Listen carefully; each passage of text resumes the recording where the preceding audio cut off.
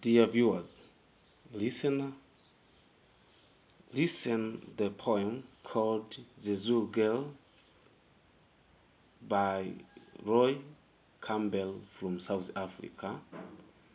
This poem used in ordinary level and advanced level in a subject of English language and literature in English in the language too.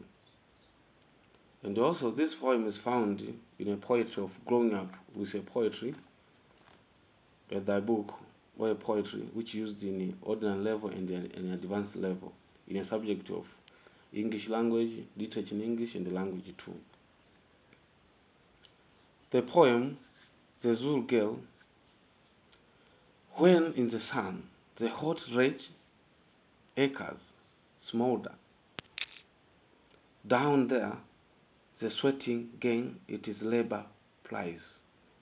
A girl flings down her hoe, and from her shoulder unslings her child tormented by the flies. She takes him to a ring of shadow pulled by sun trees purpled with the blood of ticks, while her sharp nails in slow curses rolled, plow through his hair with sharp electric clicks. His lips, mouth plugged with a heavy nibble, tugs like a puppy grunting as he feeds. Through his frail nerves her own deep languors ripple, like a broad river, singing through its lids.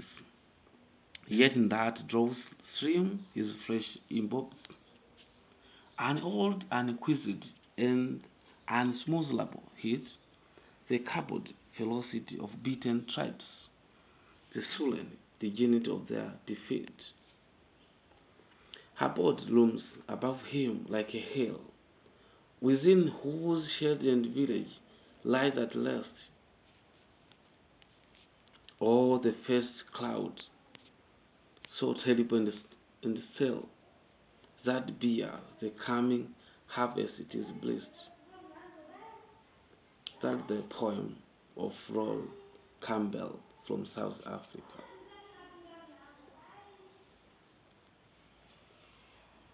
The Zulu Girl, written by South African poet Roy Campbell. The satirist and the little critic Roy Campbell, The Zulu Girl, is a moving account of a Zulu mother feeding her child in the middle of her waking hours at a farm. The poem highlights the plight and distress of their people, of her tribe, who were once the proud masters of the land in which they now have to work as slaves. This powerful poem is a commentary on the hardship faced by those people at the hands of imperialism, the strength of a mother, and the loss of the dignity of the native tribe of Africa, such as the Zulu, whose history is filled with might, kings and their conquest, but who, after being crushed under the British government that colonized Africa, are now reduced to mere laborers in their own lands. The poem opens with the image of an extremely hot day during which the labor members of the Zulu tribe are engaged in back-breaking work at the field. Drenched with the sweat, these workers toil hard in this scorching heat, which seems to be burning up the farm where they are working. Amidst those people is a girl who, after putting down her tool, takes her child out of the sling, which she used to carry him on her back as she worked with the hoe in the farm. The responsibility of motherhood compels her to look away from her work and tend to her poor child, who was much troubled by the flies hovering around him. And leaving their troubled child, she takes a break from the glowing work at the field and goes to sit in the shade of some thorn trees where she can feed the baby. The spot is filled with the ticks, indicating the fifth work environment of these workers. As the child drinks milk from her breast, the girl runs her hands loving through his hair, trying to gently caress him as he feels. Though love is a bird of song for this girl, she does not shy away from her duty as mother and helpers deep love and affection for her baby.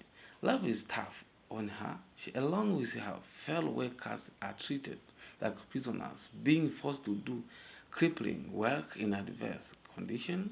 Yet, she seeks to leave no stone unturned in caring and feeding her child as she combs through this hair with her fingers. Her nails get entangled in his skull, leading to a creaking sound resembling that of electricity current being made.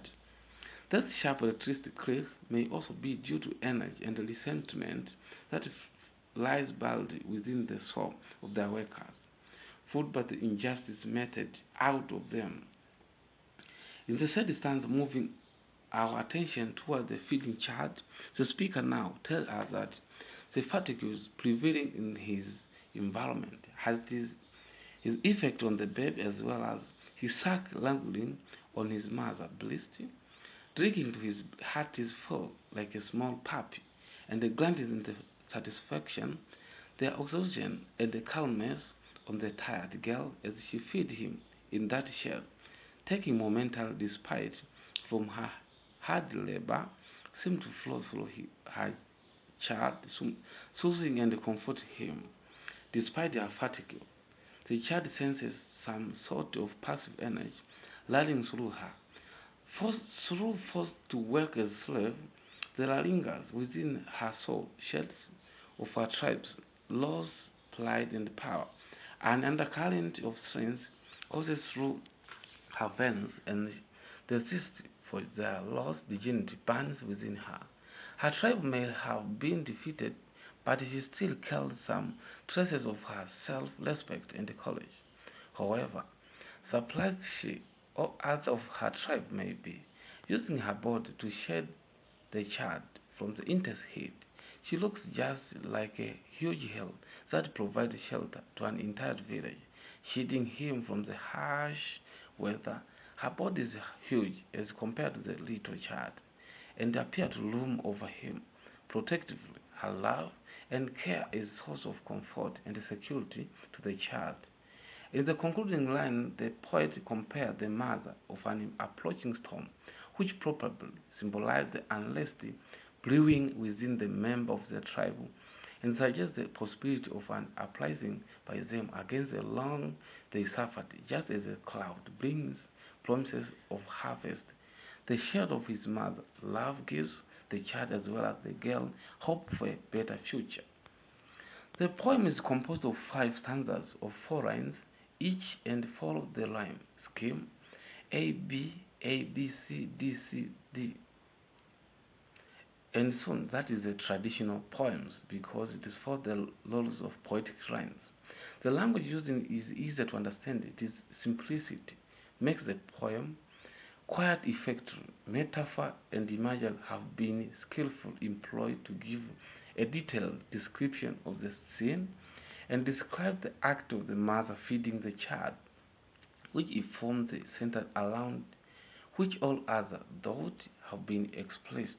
The movement of girl's fingers through her child's hair is compared to that of a tiger through the use of claws, symbolizing the ferocity of her love for him. Similar has been used in the third stanza, where the child is compared to puppy, and the flow of mother's likewise is likened to that of a river. It is used, mother is compared to a hill, and the metaphor is also used to compare her to cloud as she used her body to protect the child from the sun. That's the summary of the poem The Zulu Girl by Lord Campbell from South Africa. The poem is about a mother and her child And the persona of the speaker of this poem is a person or the observer who observed the mother and her child. The tone of this poem is so sad because of the life tough of the mother to her child. And also the mood of this poem is sympathetic toward the mother and her child who struggle with hard work with her child. And also the title of the poem, the title of the poem is traditional because the number of verses in each stanza are equal. And also, themes we get in this poem is love between mother and her child, the issue of exploitation during the colonial era, and also the issue of awareness. The mother, she's aware to her child. That's why she's feeding her child.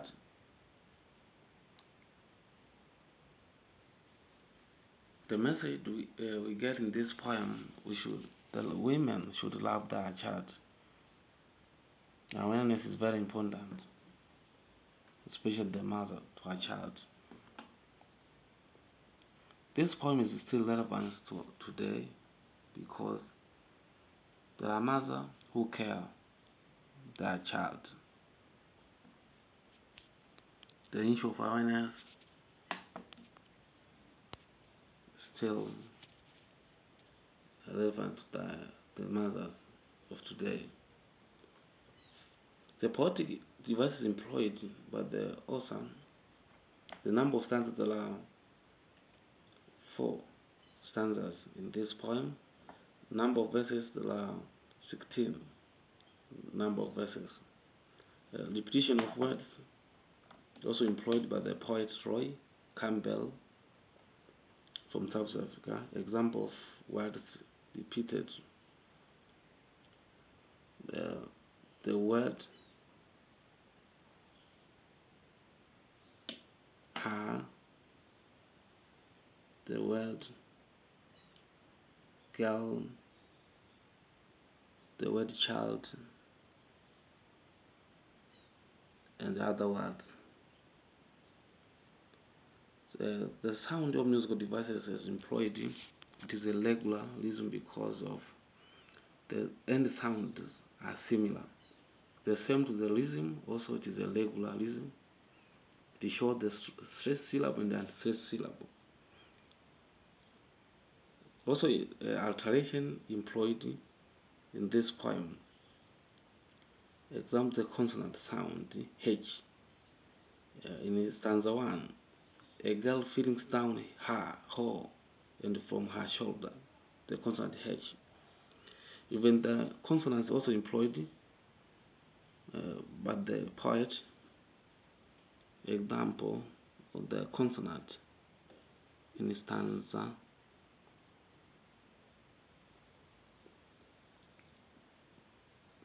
the consonant D in stanza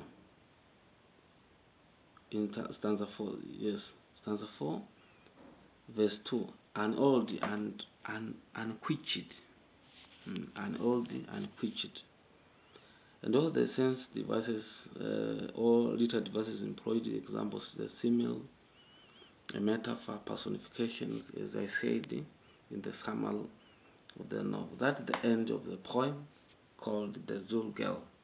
My name is Teacher Karigodonjige, or Teacher Kadonji, Manju Of Literature, and the young African writer from Tabora, Tanzania.